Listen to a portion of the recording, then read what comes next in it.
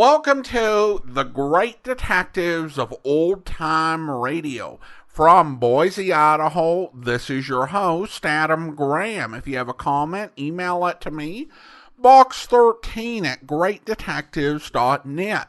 Follow us on Twitter at Radio Detectives and check us out on Instagram, instagram.com/Great Detectives. If you are enjoying this podcast, please follow us using your favorite podcast software. Today's program is brought to you in part by the financial support of our listeners. You can support the show on a one-time basis at support.greatdetectives.net. Thank you to RA for doing that, and you can also become one of our ongoing Patreon supporters for as little as $2 per month. Just go to patreon.greatdetectives.net. Now it's time for this week's episode of Tales of the Texas Rangers. The original air date, July the 27th of 1952, and the title is Stick Up.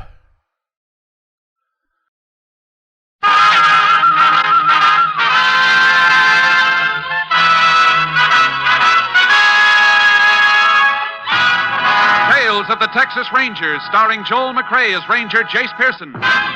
Another authentic reenactment of a case transcribed from the files of the Texas Rangers.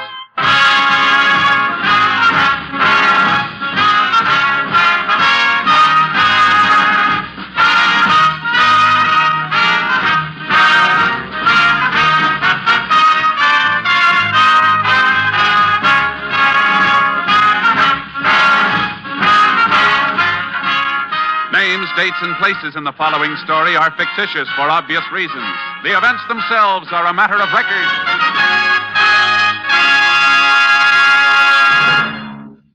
Every day, Monday through Friday, there's top entertainment throughout the day when you set your radio dial to this NBC station. When it's time for Double or Nothing, you'll hear one of radio's funniest quiz shows. Yes, Walter O'Keefe consistently comes up with great comedy entertainment Monday through Friday on Double or Nothing. Then there's the program of the heart, Strike It Rich. Just the prescription to cure your housework blues. From Chicago, Tommy Bartlett brings you Welcome Travelers and interviews with his many interesting guests. And for more fun, listen to this year's Peabody Award-winning comics, Bob and Ray.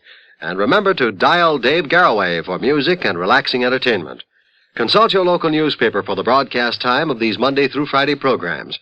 Keep a weather eye on your watch and hear every minute of these great shows. Remember, it's Double or Nothing, Strike It Rich, Welcome Travelers, Bob and Ray, and Dial Dave Garroway every day on the NBC Radio Network. Now, here's today's Tales of the Texas Rangers.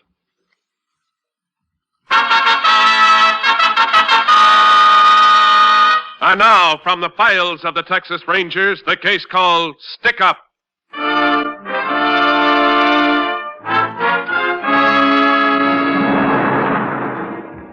It is early morning, September 6, 1938, the day after Labor Day. In the quiet little town of Avon, Texas, the last breakfast customer has just left Baker's Beanery. Owner Tom Baker, alone in the roadside cafe, stands behind the counter, washing dishes. Jim, why they're a-dying, Nellie started crying. You ain't going to try me. Oh, howdy, General. Howdy, boy. Sure getting hard, ain't it? Uh-huh. I reckon I could give you a hand with them dishes in exchange for a bottle of soda pop. You're sure playing it safe. What you mean? I saw you watching through the window. You waited till I got down to this last plate before you come in with that proposition. Oh, saw me, eh? Hmm. Want me to fill the sugar bowls for you? Already done that. Need some spuds peeled, though. How many? About a bushel. Oh. Then I guess I'll have to pay in cash. General, you're the biggest moocher in the whole state of Texas. Well, I'll get a free one off you yet. Now, how about giving a cash customer some service, boy? Just one thing first. What's that? You sure you got a nickel? I mean, you ain't going to finish the soda and then tell me you lost the money through a hole in your pocket. You ain't never going to forget that, are you? Well, this time I got the money. 5 cents? Well, I got 4 cents. I'll give you IOU for the other penny. That's all right. I'll trust you. You being a war hero and all that. What kind do you want? What kind you got? Oh, sarsaparilla, grape, orange, lime, cherry. Hey, you got root beer? Yep. That's what I want. All right. Here you are.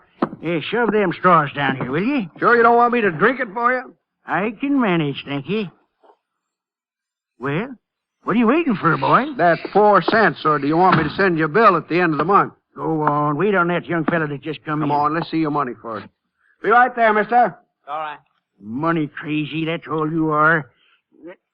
That's 1 penny. Yep. 2. Mm-hmm. Say, it's an Indian head penny. 1907. Come on, hurry up.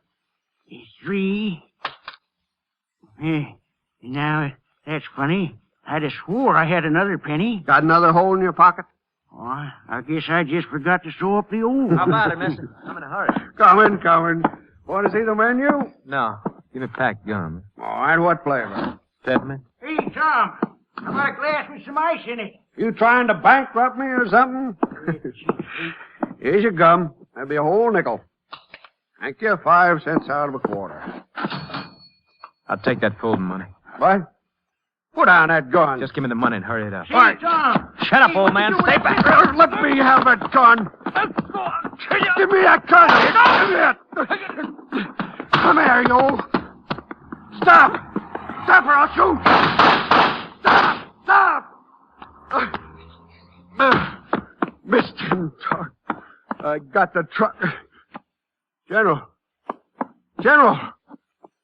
You're bleeding. Oh, no.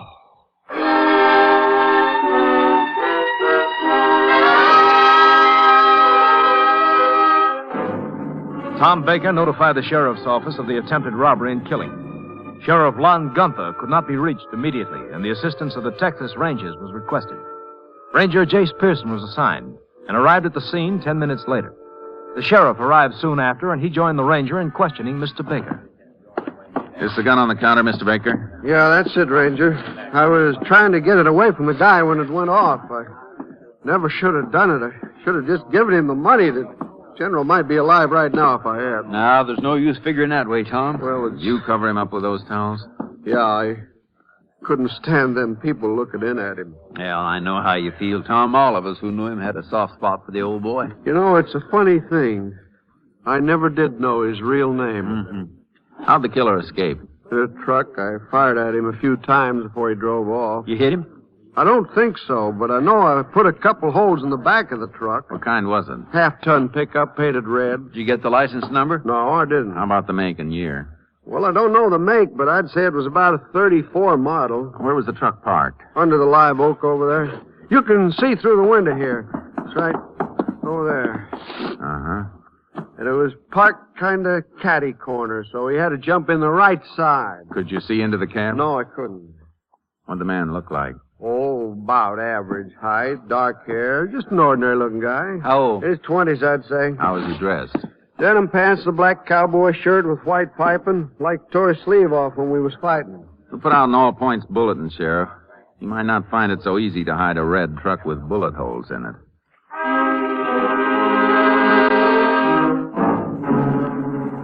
While waiting for the JP to authorize the removal of the body, I put out an APB on the truck and the killer. The sheriff and I then drove Tom Baker down to the sheriff's office to get his statement and let him look over the mug files. About 2 hours later, we got a call from the highway patrol. They found the truck abandoned on Farm Road 107, about 25 miles east of Avon. The license tags were missing, but from the motor number, the highway patrol was able to get the owner's name. The truck belonged to a man named Ed Jaffe, who lived on a ranch about 7 miles from where the truck was found. Sheriff and I drove out to talk to him. Jaffe must be working on shares here. Why do you say that? The place belongs to old man Robinson. He's been living up at Fort Worth last couple of years. Jaffe ain't taking care of it the way he did.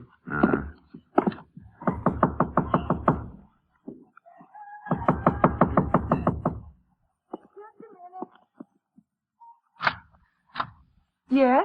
Howdy, ma'am. I'm Sheriff Gunther. This is Ranger Pearson. Is Ed Jaffe here? Oh, did you find our truck? Yes, ma'am. Waiting, Martha. A ranger and a sheriff. They found the truck. The dead. Come on in, won't you? Thanks.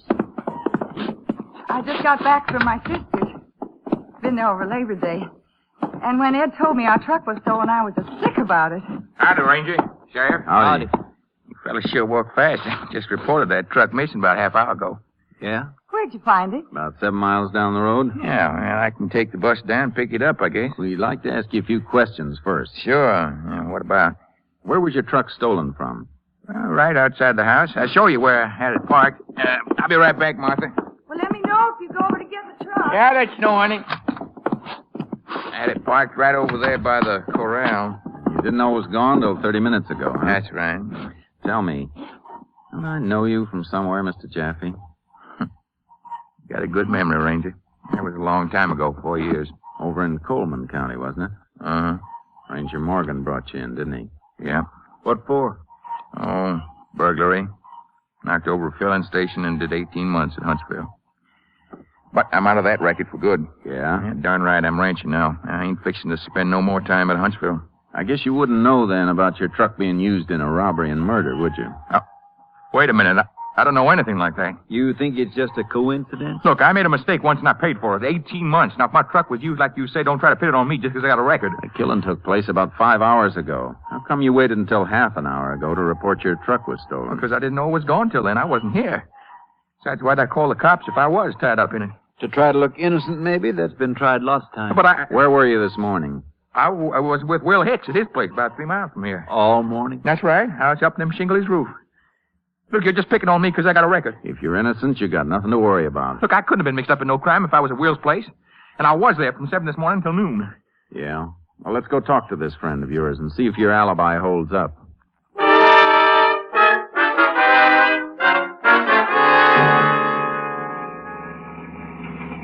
At his house over there? Yeah, just turn down this dirt road.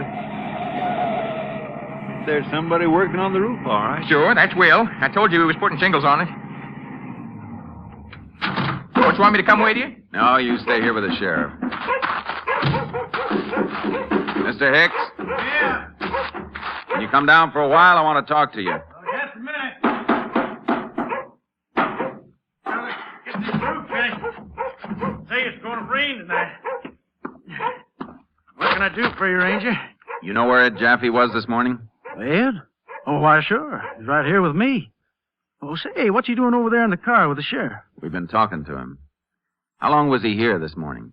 Oh, let's see. I drove over and got him about 7. He helped me on the roof till about noon, I guess. Did you take him home then? Yeah, he had to get started on his chores. Are you checking up about his pickup being stolen? That's part of it.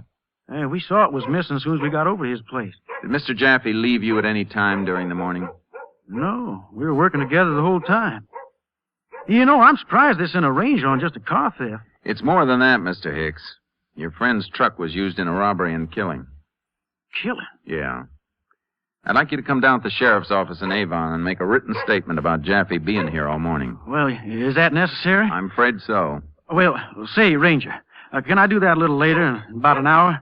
I'd like to get this roof finished if I can. The radio said we're going to have rain tonight. That'll be all right, Mr. Hicks. We'll see you then. And thanks for your help. Well, that's okay. What'd he tell you, Ranger? He says you were here, all right. You gonna take me home now? Not yet. I want someone to take a look at you. Who's that? The man who saw the killer face to face.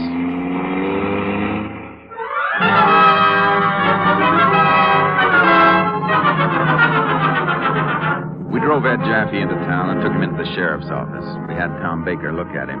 He was positive Jaffe was not the killer. We had one of the sheriff's deputies drive Jaffe back to his ranch and proceeded to show Tom Baker more mugshots of every man picked up for robbery in the county within recent years. An hour later, Mr. Baker was still looking. This one? No. No. No. How about this one, Mr. Baker? No. Let me see. No, nothing like him. Yeah, that's the last of this bunch. I declare I'm bushed.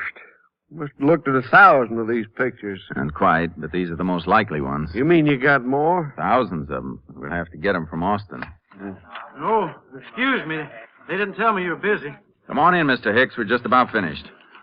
Sorry it took so long getting here. That's okay. Mr. Hicks, this is Tom Baker. Howdy. Howdy. Ranger, is there anything else I can do for you now? I guess you might as well go home and get some rest. You had a rough day. We'll call you just as soon as we get those other mugshots here. All right. I am kind of done in. I'll be over at the beanery when you want me. So long. So long, Tom. Bye, Mr. Baker. Sit down, Mr. Hicks. We'll take your statement now. Thanks. Ranger, I got to tell you something. What is it? That fella just left here. Is he the one who saw the killer? Yeah. Has he seen Ed? Just a little while ago. He definitely cleared him, though. Well, I'm sure glad to hear that. But I still got to tell you something. What's on your mind, Mr. Hicks? Well, it's hard for me to say this. I never lied to no officer of the law before. But I just thought I was doing Ed a favor and it wouldn't hurt nobody. What do you mean? Well, Ed come to me just before noon. You know his wife was away. Yeah. And he said he'd been down here in town seeing some gal he knows. You know how some fellas are. And what about it? Well, he told me his pickup was really stolen in front of this gal's house. He didn't want his wife to find out where he was. So he asked me to tell her or anybody else that he was with me all morning helping to fix my roof. He wasn't with you? No, sir. He wasn't. Why didn't you tell me that before? Well, when you told me it wasn't just a stolen truck, but a killing, why, I just didn't know what to do. Uh-huh. Well, that sure puts a new light on things. In the first place, I don't think there was a woman. Why do you say that, Jace? Look, if his truck really was stolen in town, he'd have gone to your office and reported it.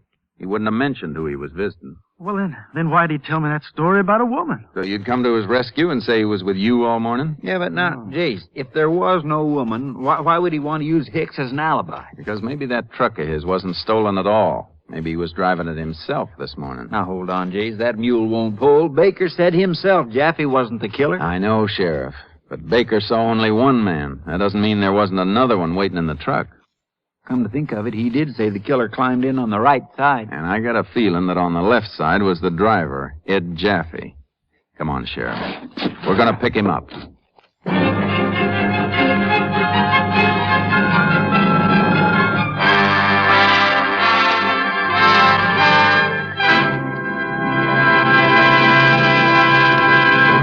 In just a moment, we will continue with Tales of the Texas Rangers, starring Joel McCrea as Ranger Jace Pearson.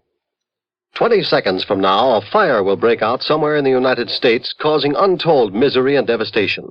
Yes, every 20 seconds, all day long, a fresh fire starts in a home or a factory or a forest.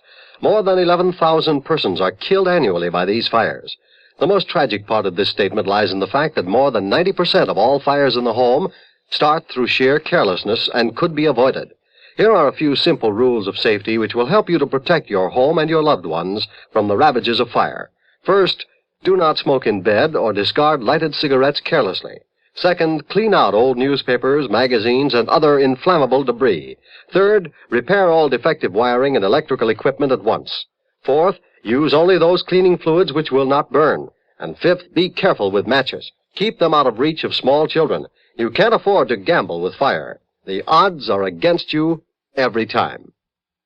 And now, back to Tales of the Texas Rangers.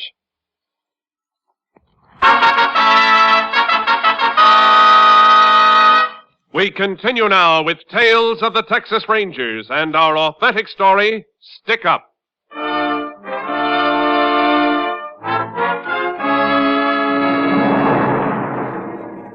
With Jaffe no longer having an alibi, the sheriff and I were pretty sure he could have been involved in the killing. We had the local magistrate issue a search warrant and headed out to Jaffe's place.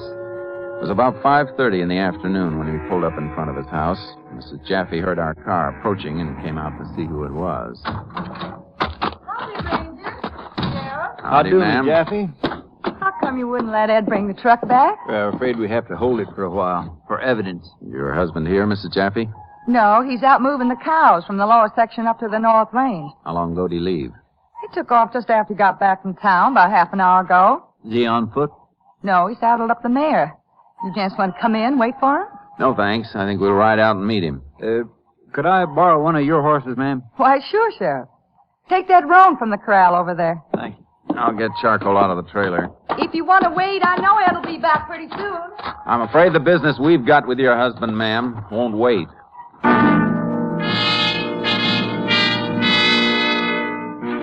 The sheriff and I saddled up and took off across the fields in the direction Mrs. Jaffe had indicated.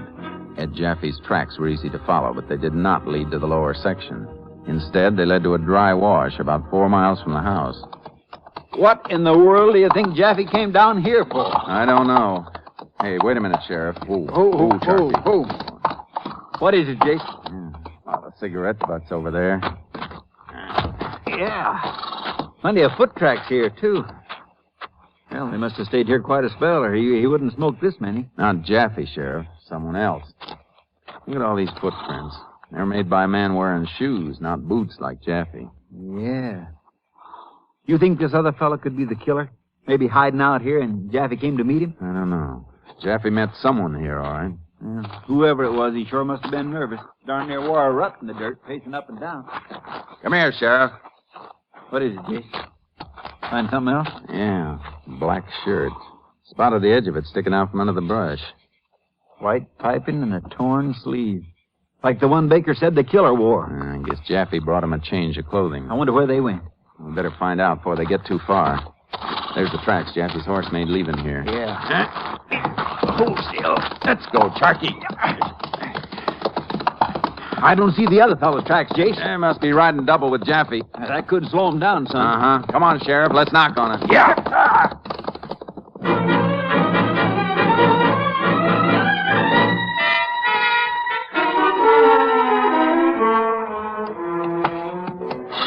Hey, Jace! Oh, Charky. Oh, boy. Jace, I saw Jaffe from up there. He was coming toward us. You riding through the wash? No, he's above it, coming this way. Come on, Charky. Easy, boy. Easy. He was alone, Jace. Just coming over that rise. Yeah. There, see him? Yeah. What's on the other side of the rise? The highway. That's probably where he's been. Come on. Up. Come on, boy. Look, he's turning around, Jace. Jaffe, hold up. He doesn't hear you. He'll hear this. He heard that, all right. He sure did. You go to me, Ranger? You know darn well we were, Jaffe. Oh, boy. Why'd you run? I didn't hear you, honest.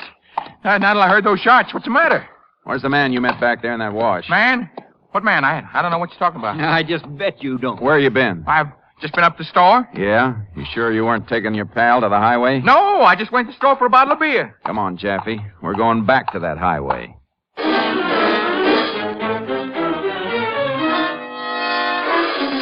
The sheriff and I took Jaffe back to the highway. There was no sign of the other man.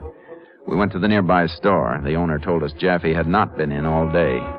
We then drove Jaffe into town and began questioning him. He kept insisting he was innocent. Why do we have to go over the whole thing again, Ranger? I tell you, it's all a big mistake of some kind. No use lying anymore, Jaffe. We followed your tracks and found that shirt on your property. I never saw that shirt before.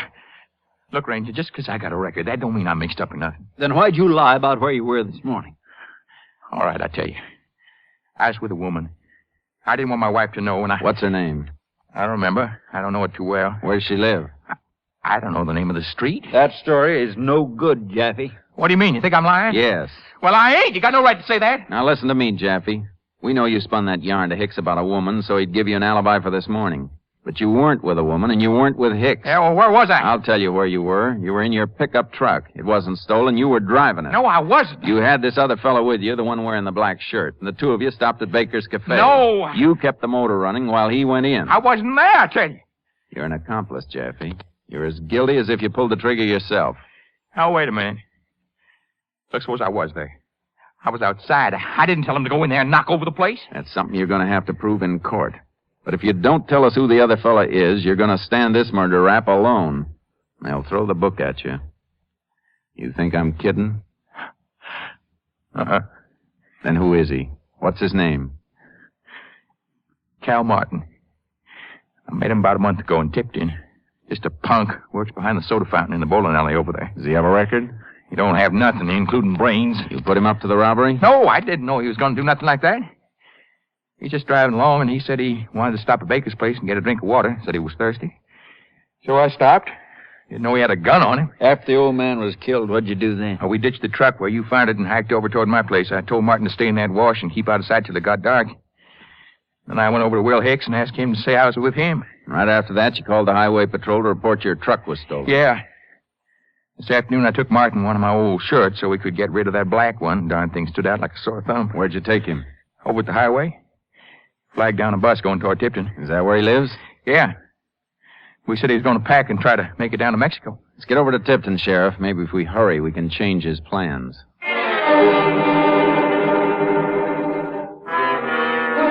The sheriff booked Ed Jaffe immediately, and the two of us took off for Tipton. We arrived there about 9:30 that night.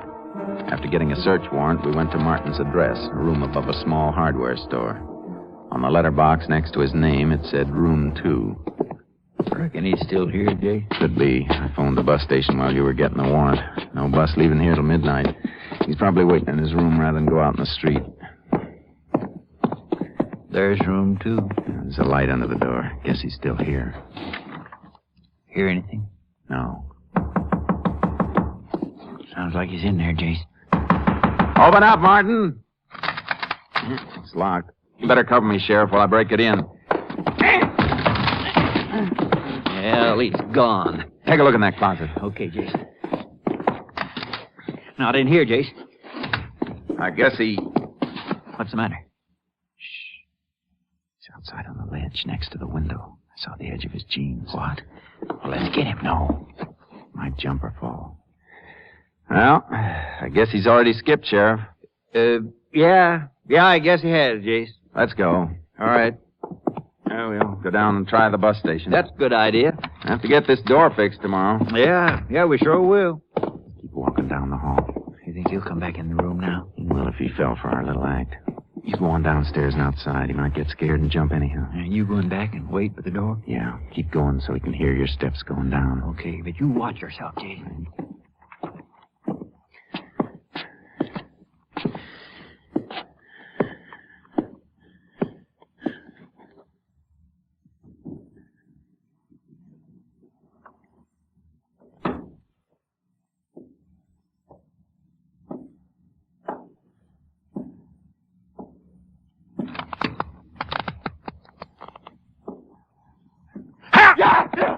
Hold it, Martin. All right, you got me. You got me. Well, what do you want me for, anyway? For killing the old man in Avon this morning? I don't know what you're talking about. I didn't do No nothing. use, Martin. Jaffe told us the whole story. No, I don't believe it. Well, he did. Jace, you all right? Yeah, everything's under control, Sheriff. You better put your cuffs on him. Yeah. Come on, you put your hands out. Look, I didn't Get him mean out to shoot there. anybody. It was an accident. I'm afraid the law looks at it a little different, son. When you rob a place with a gun, it's never an accident.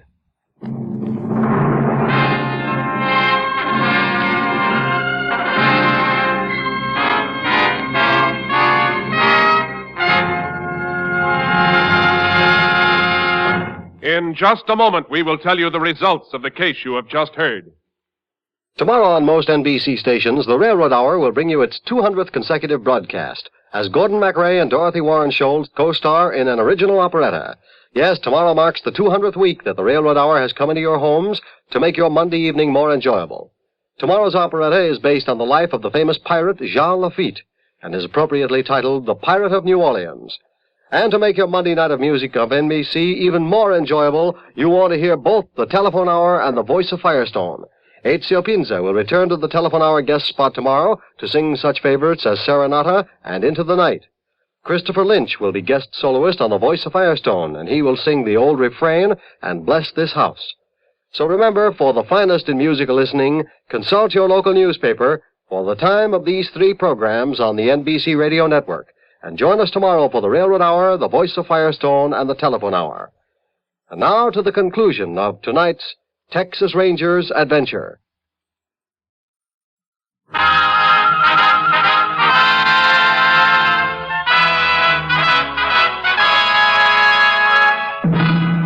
And now, here are the results of the case you have just heard. Cal Martin and Ed Jaffe were charged with armed robbery and murder with malice. Jaffe was sent to the retrieve unit of the state penal system to serve a 30-year sentence. On February 9th, 1939, Cal Martin was sentenced to 32 years at the state penitentiary in Huntsville.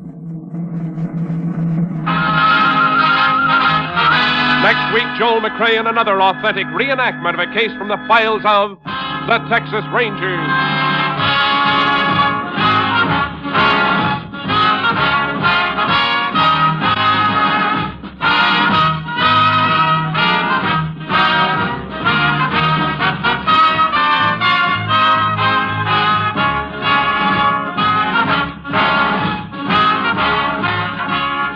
Joel McCrea is currently seen in San Francisco Story, a Warner Brothers release.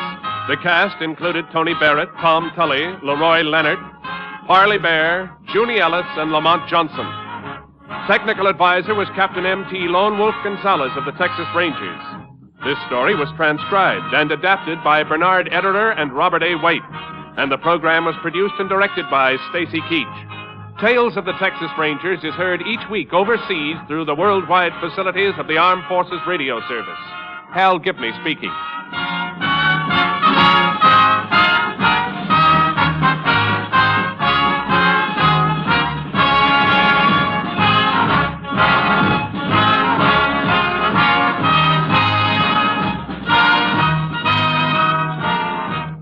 Tonight, hear the Hollywood Bowl concert on NBC.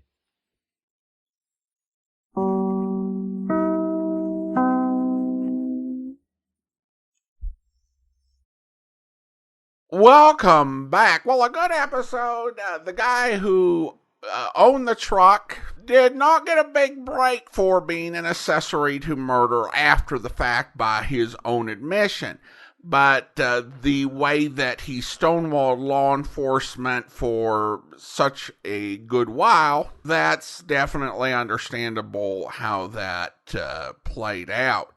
Also, I did love the saying, "That mule won't pull," which is a alternate take on the more common expression, "That dog won't hunt." But still, I think it's a worthy alternate take on that. All right, listener comments and feedback now, and we start with an email from Martin on Prince Edward Island, and he writes, "Dear Adam, I've listened to your program for many years, and I'm fascinated at the number of times that I detect the voice of William Conrad as a supporting cast character to the main detective in a show. Perhaps you might consider, if it has not already been done and I missed it, having a week of William Conrad as a theme in the future that would highlight his career in radio." Well, that's actually an interesting idea. We haven't done many weeks for specific actors. We did Jack Webb back in 2020 because of all the detective programs that he starred in. And I did an Amazing World of Radio series in honor of Webb that same year because he'd had a really rich and varied radio career. And also because I'm a huge Jack Webb fan, so why not? Coming up in just a few weeks, we are going to have a week honoring Bob Bailey on the 110th anniversary of his birth. With Conrad, he had a really interesting career, but little of it as stars in the detective genre. But I might think about doing something with William Conrad for one of my vacation weeks, when instead of recording new programs, we go into the archive. And there are a couple of episodes that he had a starring role in, and I could see us replaying that, plus 5 of his performances from Nightbeat, which is really where he shows a lot of depth and range in the detective genre. So I'll consider that. Might do that for a future vacation series, although since I only take 2 weeks off a year, it may take me a while to get to. And I do have something else planned for this year's summer vacation. So, but thanks so much. Appreciate the idea. And now it is time to thank our Patreon supporter of the day. And I want to go ahead and thank Terry. Terry has been one of our Patreon supporters since March, currently supporting the program at the Shamus level of $4 or more per month. Thanks so much for your support, Terry.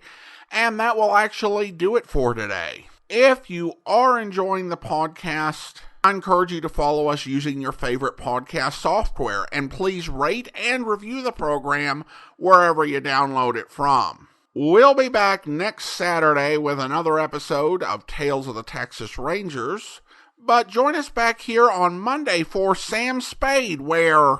My name is Tom Turkey, and they're going to kill me for Thanksgiving.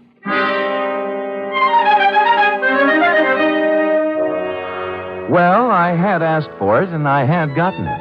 And I sat back wondering who had gone to all the trouble to play this funny joke on me. I was looking at my hand to see if there was any itching powder on it where he'd shaken it when my phone rang.